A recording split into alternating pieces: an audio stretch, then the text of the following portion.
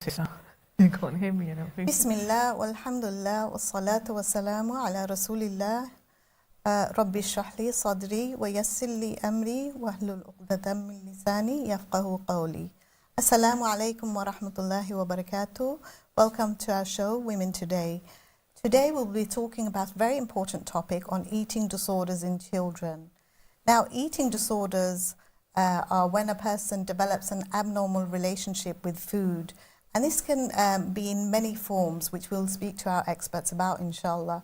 But for example, we've heard about bulimia, which is, so bulimia is when you, just remind me, it's Eat excessive amount. you excessively eat and then you cause yourself to vomit because, you don't want to hold that food in. And there's anorexia as well, where you don't want to put on weight. So what you do is you cause yourself to vomit.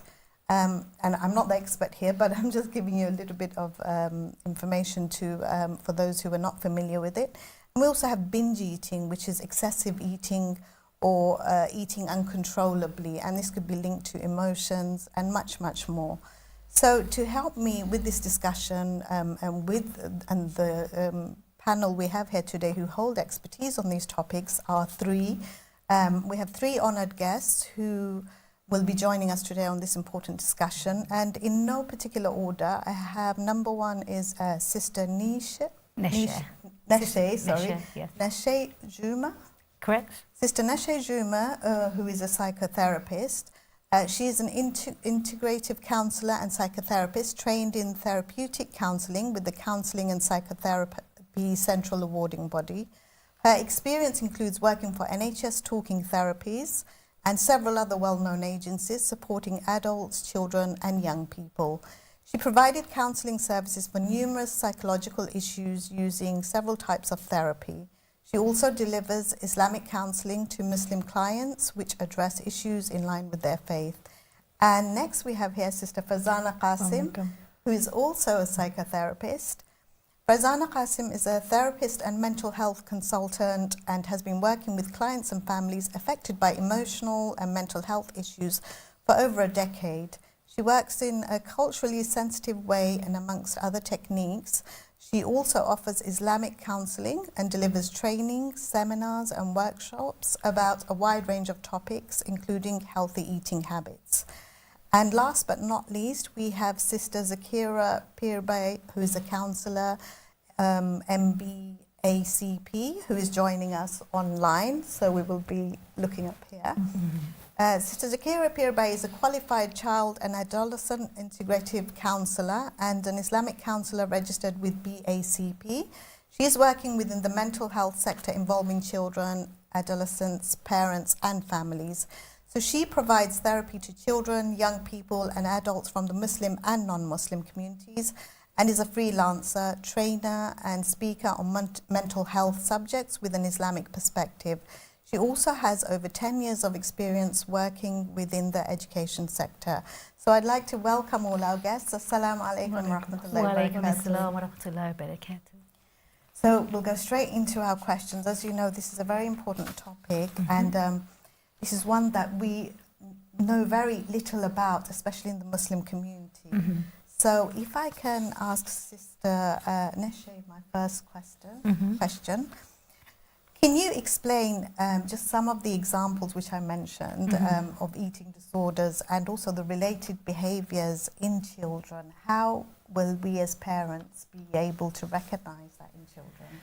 Yeah, so I'd like to start off with a definition of what eating disorder is. So the Oxford Dictionary describes it as a range of psychological disorder characterised by abnormal and disturbant eating habits like anorexic nervosa. So we have an umbrella of eating disorders and there are specific eating disorders, but the main ones are, as you mentioned, anorexic nervosa, we have bulimia, we have otherwise known as BED, binge eating disorder.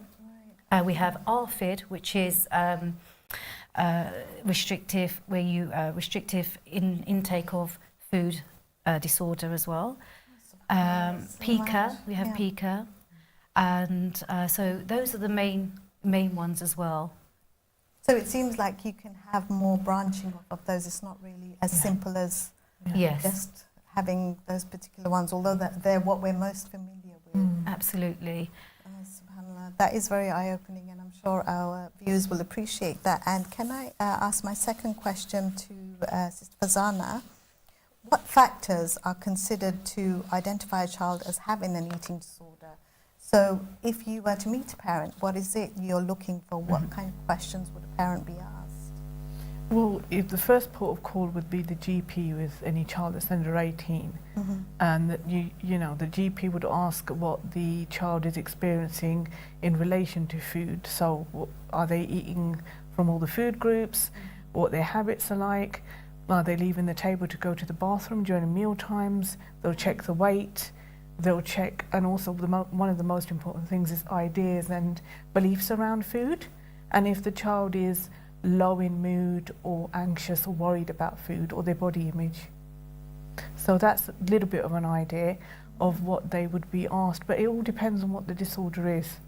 And as Nashir said, there are so many. So I wonder if I could ask you, so I'm trying to think like a parent. So parents usually come across parents who will go to the GP and say, my child is not eating properly. I mean, is that a sign, or is that just us worrying as parents? Or is that a good point to begin with, to start keeping an eye on our child to see how that develops? I mean, what would you advise a parent who actually said, my child is not eating? So please feel free to jump in. Well, first of all, to go to the GP, because they have access to all of the resources and they will know where to send the child, refer to, whether it's a paediatric psychologist or whether it's for therapy or just following a meal plan, which is usually what you start with. But parents normally know when their child is acting differently and the attitude towards food changes, and if they're worried about their body image, which can start, according to research, around primary school age now, as opposed to before it was believed it was adolescence. So I guess we need to just look out for the signs, whether the child is discussing what they look like or unhappy or expressing mood changes. Changes in their mood, And as you said before, it's about behaviour, isn't it? So there will be related behaviours. So what kind of behaviours are we looking for? Withdrawal from socialisation, so isolation, and losing interest in meal times. There's those examples. Just withdrawing and not wanting to engage in eating activities, refraining from perhaps going out to restaurants as well. So I guess we're looking for any kind of strange behaviour around food, and also I guess if they're at school, you can work with their teachers and ask how they're behaving when they're eating at school, and family and friends just to look out for them. So thank you very much for that. I'm going to now turn to Sister Zakera. Sister Zakera, are you with us? Yes. Assalamu alaikum. Alaikum assalam wa rahmatullahi wa barakatuh. So welcome to our show, Sister Zakera. I have a question for you now. So what causes and increases the risk of developing eating disorders? I guess what I'm looking for is, what are harmful effects of eating disorders? So with these eating disorders, for some young people, it's not just about the food; it's also related to feelings. So it's a number of factors that could result to eating disorders.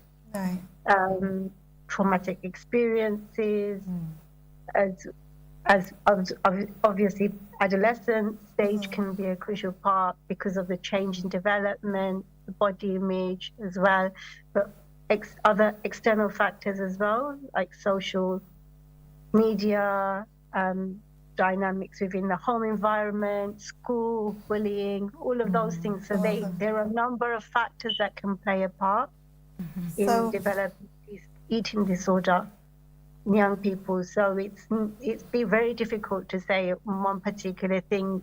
Various different factors need to be considered when looking at a eating disorder.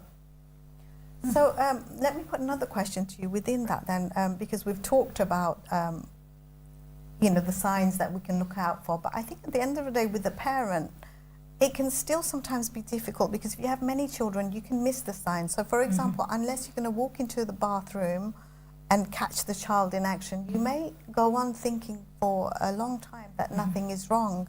And if that happens and a parent comes to you and they've just caught their child in the act and, you know, they're not aware that this has been, how long this has been going on. So how would we tackle something like this? How would we then deal with the situation from here onwards? The first advice would be, what is it they're noticing? Some of the obvious signs might be like with anorexia or bulimia is not eating as much, the loss of appetite. For some young people, it can also be like losing hair, weakness or vomiting. They're the most common signs. Right. But low mood, also agitating behavior, anxiety, they can also be signs. So generally, it seems like they will be displaying signs of being unwell or not having as much energy as normal children will. So these are things parents can look out for. Thank you so much.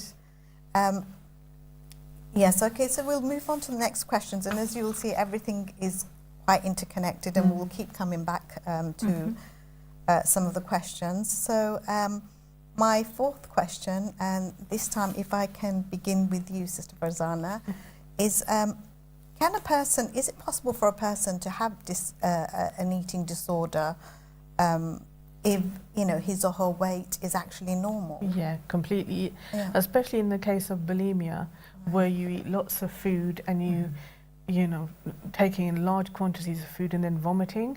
So it's not always the case. Probably with anorexia, you'd see the person very underweight, but you can look completely healthy, but inside, especially when it comes to vomiting, damaging the throat, having the tooth enamel erode away, and psychologically being affected, it doesn't matter what the body shape looks like. Yeah, if I can add to that, there's a myth, and misconception that in order for a person to have anorexia or eating disorder, they have to be thin, and the media perpetuates this singular portrait of this eating disease, an illness. That one is thin, and on the flip side of that misconception is large people, because a person is large, that means they're binging, which is again untrue. Yes. So you can be large and anorexic. Yeah.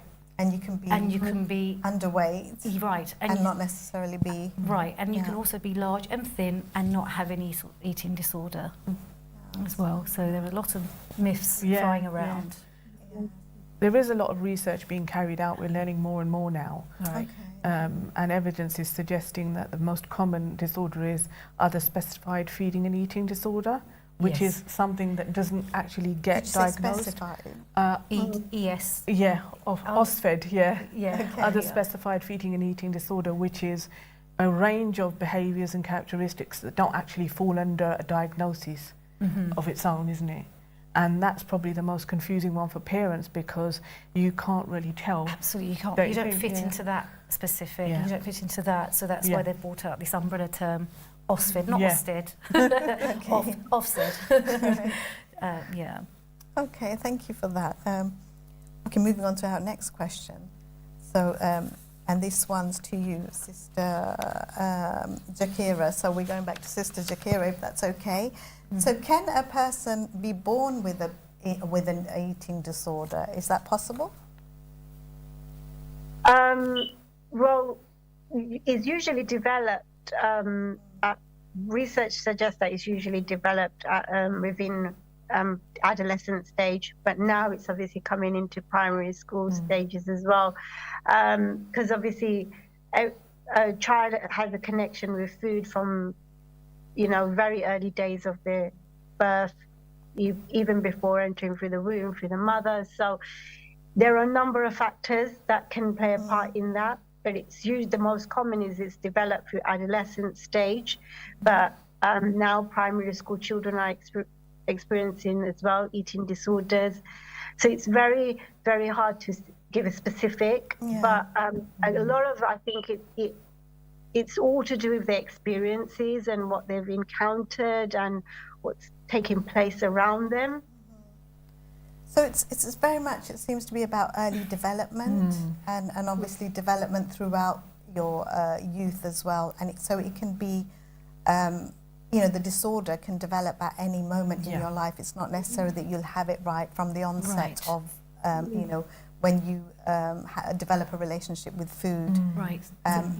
So this will take me on to my next question, actually, and if I can start with you, Sister Nese. So which age group, in your opinion, or you know, are there statistics to show that which age group is most adversely affected with the eating disorder, or is it across the board?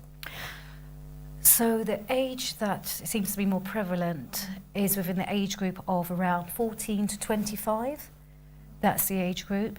The statistics out there, there isn't actually an established statistic at the moment because there are many people going undiagnosed. So, but with the statistics that there are out there is pointing towards, at the moment, 1.6 million, but the Department of Health have actually said, in fact, there's probably about 4 million people that are struggling with this illness. So would it be right for me to assume that people are not coming out and reaching out for help? Absolutely. And also within our Islamic communities, there's a stigma. There is a stigma. Absolute stigma attached to it. So it's important that we are raising awareness on these topics and break through the stigma. Okay, that's really and in just following up from the other previous question, we as a human being, we may be born with predisposition of vulnerability to anxiety and depression as well. Yes. So it doesn't mean we're actually born with this, but as Sister mentioned, social factors, environmental factors and biological factors, take place. Absolutely, and you might just be aware we just passed World Mental Health Day. Exactly, in this great timing. And that's one of the issues, isn't it? And there are so many issues, but there are so many signs that we need to look out for. And children, the reason that children are so vital, important to discuss here today is because if we can catch the signs early and deal with them, then hopefully, we can try and prevent them a lifetime of pain and worry. Absolutely, and it's important for us to understand it's a pathological illness. It's not normal. And the more we educate ourselves and understand about this, the more we can, as you said, see the signs and help. Yes, hopefully, inshallah. Okay, so my next question, coming back to you, Sister Farzana, what should take priority? So when we've reached a point now, we're looking at the treatment of a child with eating disorder. What takes priority? Where do we begin? Well, first of all, it's important as a parent not to judge. There's a lot of guilt and shame attached to eating disorders. It's not always the reason, but as therapists, we do believe there's an underlying cause sometimes. It's a psychological condition. So the first thing is not to, confront your child, but try and speak to them. They may not communicate, but whatever you're recommended to do by the mental health professional or the GP, be involved in that in a healthy way. When you go and see the GP, get your child involved in the conversation, so you're not speaking about them as if they're a third person. Be as kind as possible. Because all they're going to do if you don't is hide and do whatever they're doing, and it's nothing to be ashamed of. Okay. So you want to develop a trust with them, and you want them to feel you're on their side, and hence you have to leave the judgment at the door, like you said. And as parents, we often like to think we don't judge our children, but it's so easy to, isn't it? Absolutely. And I think what we often don't realise is how seriously our children take our judgments. Our children actually look up to us for our judgments, so they're looking for positive approval. And they're looking for role models. And if we say something negative, we may think it's just a few words, but it could have an impact. And as you say, it could actually end up having an impact on their mental health and make the situation much, much worse. It's natural to be worried and it's natural to be anxious, but the child is already feeling anxious and worried, hence why it's happening. So it's important, so it's important not to project that out and just to be understanding and kind and get as much information as possible, because it is out there. And what I say is love the child and hate the disease. Yeah. Yes. So it's the act we hate. It's the act we hate. Yeah, not the person. Absolutely. And that's absolutely important to remember. Yeah. Yeah, Right. that's a good way of putting it. Yeah. And with that, I'm going to thank you both so much, because we're going to come back after the break and continue this. Thank you. So thank you very much for joining us, audience. We'll see you after a short break. Assalamu alaikum wa rahmatullahi wa barakatuh.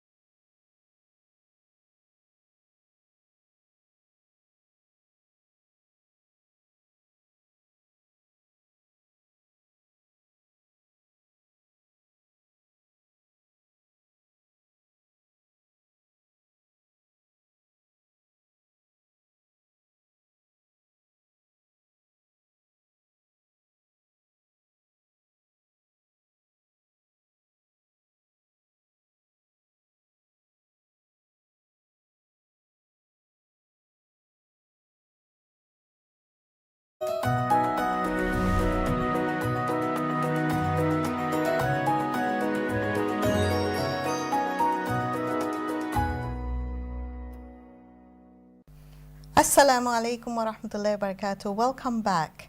Now, let's go to our next question. So I would like to go back to Sister Zakera.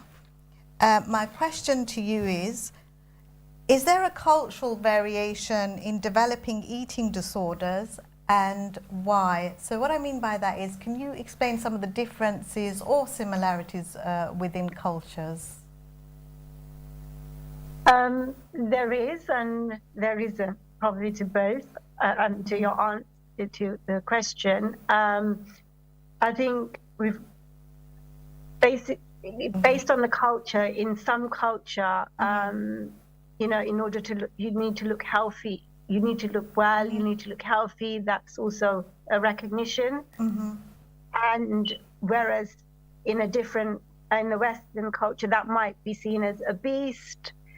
and, you know, overweight, and so maybe taken in a different perspective, whereas in certain African cultures that can be seen as a part of their cultural dynamics. So it's very hard to say. But obviously it is a factor, you know, how we present ourselves within the culture, what language is used around it as well. Right. And how people present themselves, perceive themselves. So there are all of those factors to consider. Of course, yeah. Thank you for that. And I'm going to bring that same question to Sister Nese and Farzana. But before I do, I would just like to invite our audience to please call in and let us know what you think, and, you know, whether culture does play a part. Or how it plays a part, you know, whether there are similarities or differences. Please do join us in our discussion if you can, and I will repeat the number for you. So the studio number is 0203 515 1764. So please do call in and join in the conversation, or let us know your thoughts and you know, experiences so that we can share with everyone here.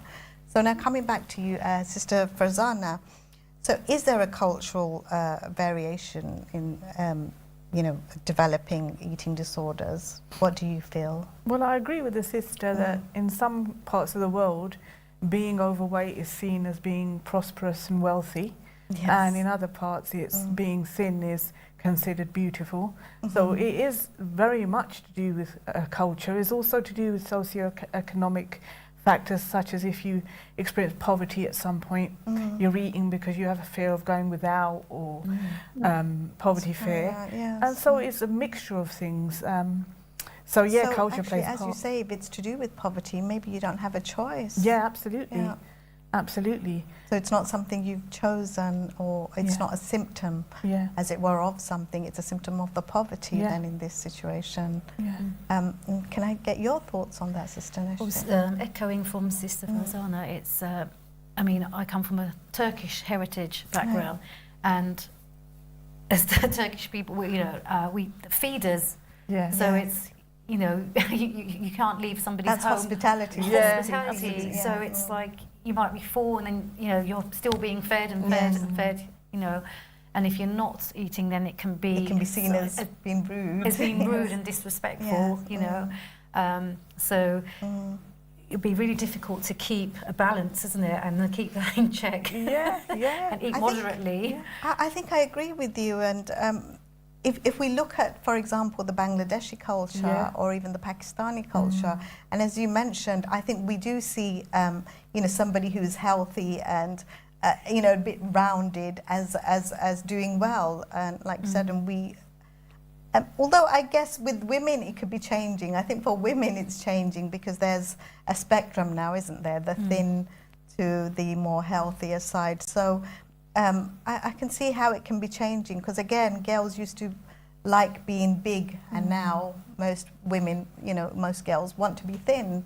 So we're influenced really by, you could say, our surroundings. Environment. And gender as well. Absolutely. And culture definitely plays a part, because obviously the sunnah dictates how you eat, which is a healthy way, and helps you even with fasting and things like that. So we're actually more drawn to the cultural expectations of providing lots of food for guests and cooking and feeding people. So it is very cultural. Eat is just more, you know, as Sister Farzana said, Allah has given us tools in the Quran where and you know, eat moderately.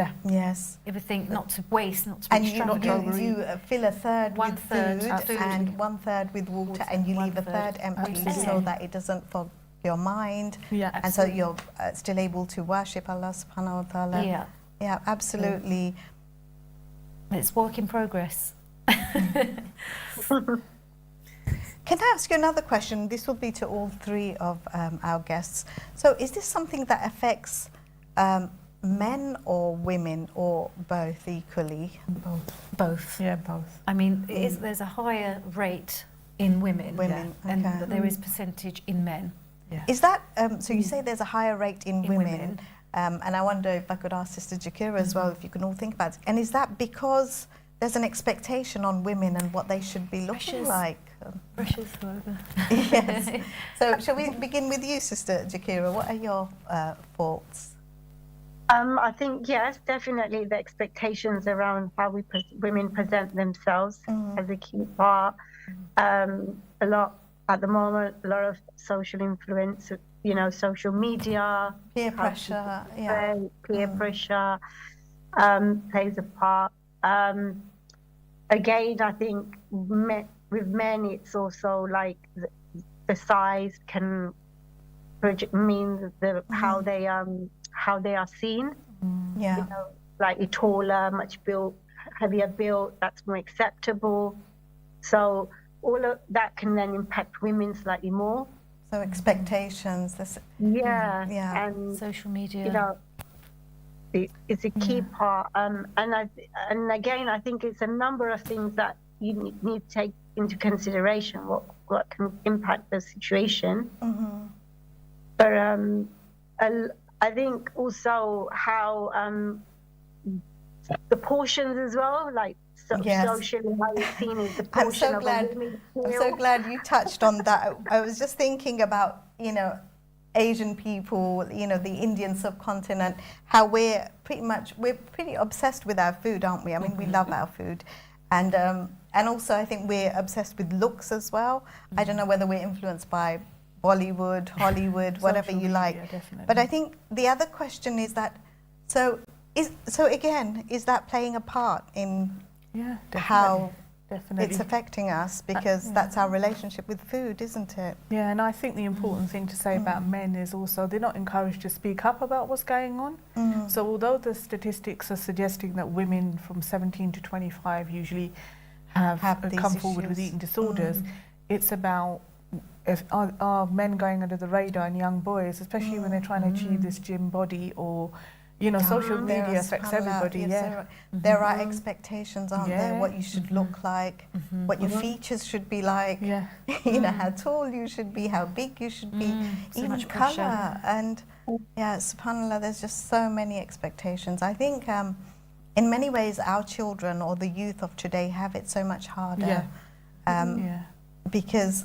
and like I say, social media, I feel, has made the situation worse because the pictures are out there, what you should be looking like, what you should be conforming to. And it never stays the same anyway. One day you need to look like this, one day you need to look like that, and so you're trying to fit into something that is impossible, isn't it?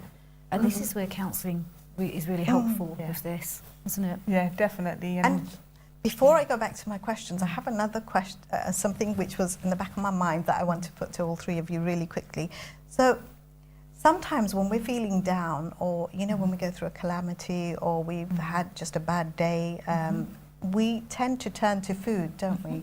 Or sometimes when, you know, when you get together with friends or family, they say, I've had such a bad day, I'm going to take a tub of ice cream and, you know, and find comfort in that food. Or we might buy a portion of chips and think, that's it, I'm letting go of all my principles today, I'm having a portion of chips. You know, I'm just not feeling that good. Now, is that a sign that there's something going on? It's really interesting that you said that, because we were actually talking about that earlier on. That I think to some extent, I'll speak from the eye, a comfort eat at some point. Or like, Could turn. Like I like a cup of coffee, you know, to start my day. These like some rituals. And that's something I do. I love starting my day with a cup of coffee. Right, and there is, you know, time of month where a lady's experiencing her menses where she might be drawn to having a bar of chocolate. That's right, And I think, again, in moderation, but as long as it's not interfering and with your life, with your daily life, and because and it doesn't begin to control you, I guess. Right. But I think to certain aspects, we all comfort eat to some point because we do, and that's okay. Once in a while. Yeah, food releases happy hormones, especially chocolate. So it is a biological thing as well. But it can be addictive as well. Yeah, so we've got to just keep a balance. I guess that's what we're looking for. Okay, thank you so much. And I would like to carry on there, but I've got so many more questions, so I'm going to just try and get through them. So number 7 was, we talked about that, what should take priority in a child's life. So we're coming to number 8. Is it possible to grow out of, or to choose or decide that, you know, you've had enough and that that you're going to stop? Or will that person require help? So anybody, whoever would like to go first. Well, I don't know if it's so much as growing out of something, but if you get the right treatment and therapy, especially if you're exploring what's really going on underneath these beliefs and ideas around food, you can get to a point where you can be living a healthier life, basically. You can take that control back. Yeah, it's all within you can do it. Right. It's about becoming empowered. Yeah. Okay. And it doesn't matter how young you are, you can do that, can't you? So however young or old. Yeah, And exactly. can I put another question to you then? So what would you say is a typical time?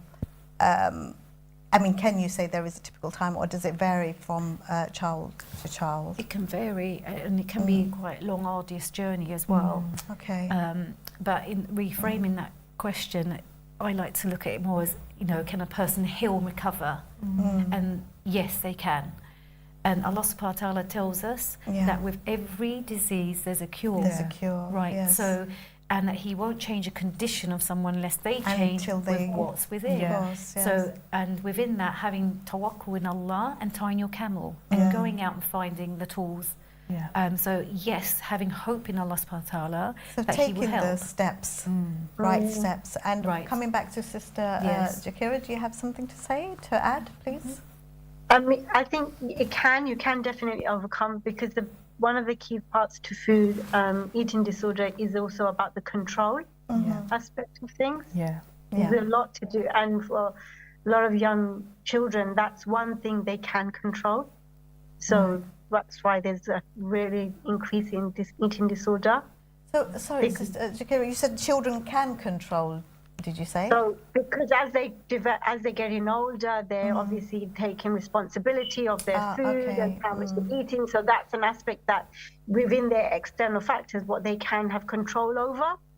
And I guess, So- I guess that's what Sister Farzana was saying, that we need to empower them. Yeah. So by empowering them, they're taking control of their eating habits and Yes. developing a healthy habit, so that they don't need you there anymore to be guiding them. Giving them that autonomy as well. Okay. Yeah, definitely. It's really important.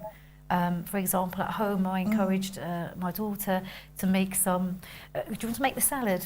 And she was like, oh, yeah, I'd love to do that, you know. So getting them involved as well. Definitely in cooking and eating at meal times together, Yes. if you can. Yes. Because then it becomes a pleasant experience, doesn't blessings it? in that yeah, as well. exactly, yeah. So they don't feel separate from you. I guess it's about bonding and it's, how should I say, in Islam, for us, it's mind, body and soul, Yeah, isn't it? We're not 100%. separate. They're not individual elements. So when a child, as you said, has a problem, that means somewhere there is a problem. You know, the mind, body and soul have become separated. Something is not being fulfilled. Disconnect. Yes. There's a disconnect, and that's where the problem comes in.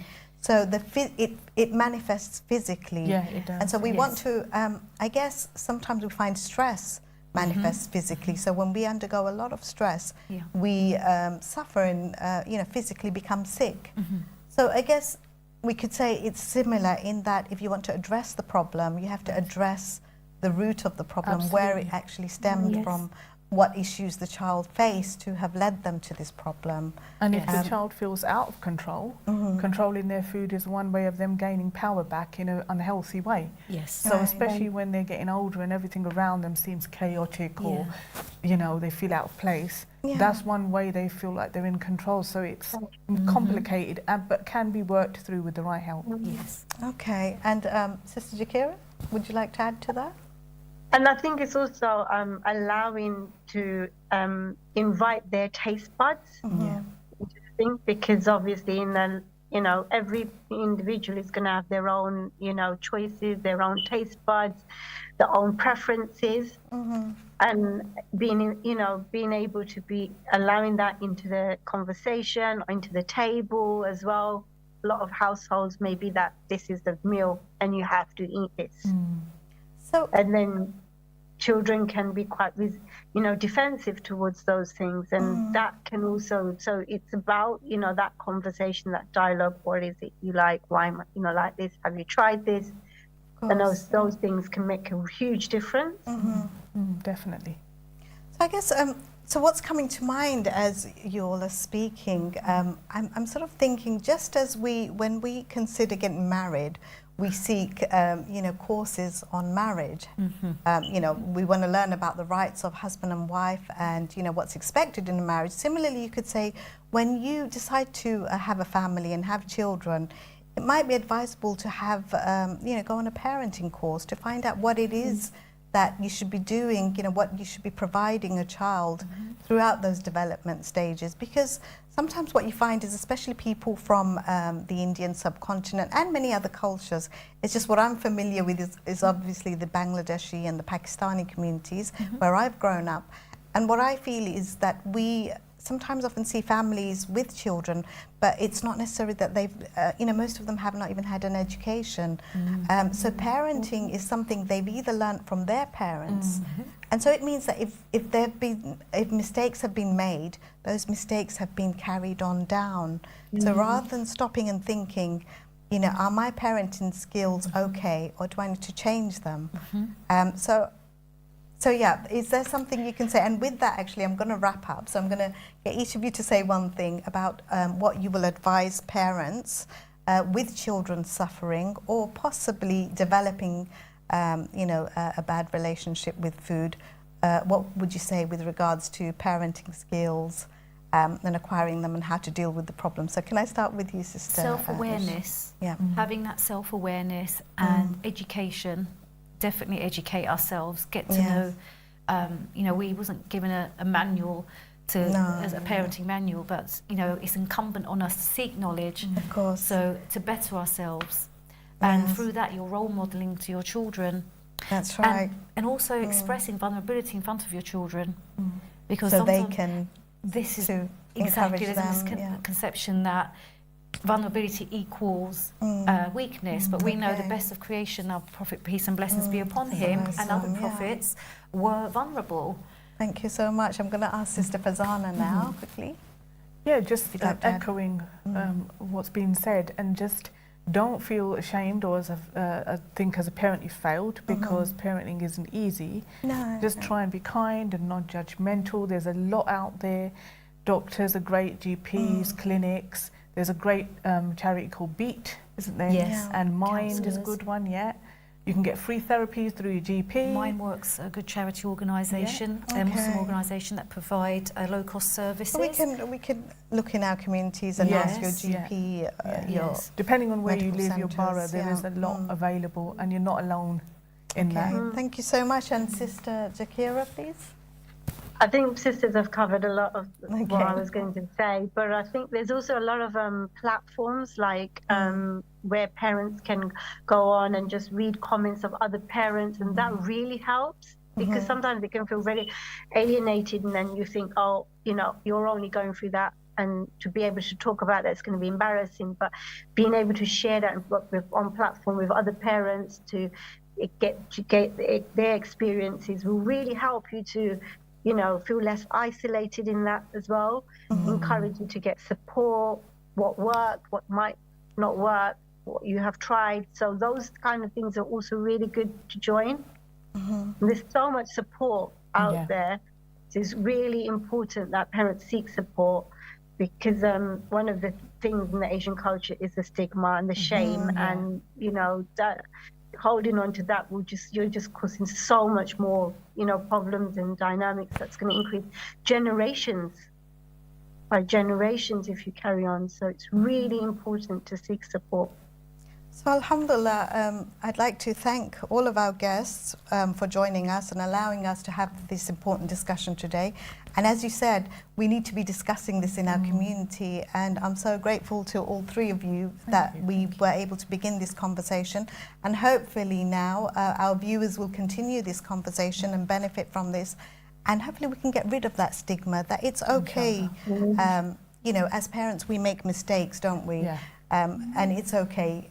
Everybody makes mistakes, and that's why we're human beings. And even as you were saying, education is obligatory upon us as Muslims. It's an obligation for men and women. And whether it's Islamic education or education for our well-being, our society, and as you say, especially for the well-being of our children, then it's an obligation upon us. So we should not only be educating ourselves, but our families, our friends, the community around us. And I think, as you said, with this awareness, we can go forward and hopefully, you know, in unity, eradicate this problem from amidst us, inshallah. So thank you all so much for joining us here today. Sister Zakera as well, who joined us online. I'd like to thank all our viewers for joining us today, and I hope you join us again next time, inshallah. Jazakumullahu khairan. Assalamu alaikum wa rahmatullahi wa barakatuh.